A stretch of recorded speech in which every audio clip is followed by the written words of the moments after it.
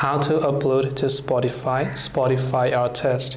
So if you want to upload on Spotify, all you have to do is simply open up your browser and you need to have an artist account. So to do that, what we are going to do is open up our browser again and go to artist.spotify.com, which is the official website of Spotify for artists. So once you go to artist.spotify.com, make sure that you're already logged in. Now you can just log in with the normal Spotify account that you use to listen on Spotify option.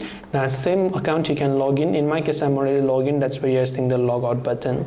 Now from here at the top right you can see the option called get access. Just click on the get access option. Now here you can see, first tell us who you are, whether you're an artist or manager or a label team member that you would like to upload songs. Just choose go ahead and then choose any of this. Now if your team already exists, then you can ask an admin for access if that's what you want.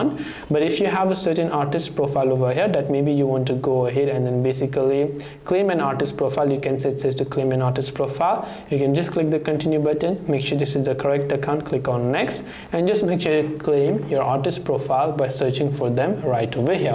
So I hope that this video helped you. If you have got any further questions, feel free to leave them down below. Thank you for watching till the very end and see you soon in the next video.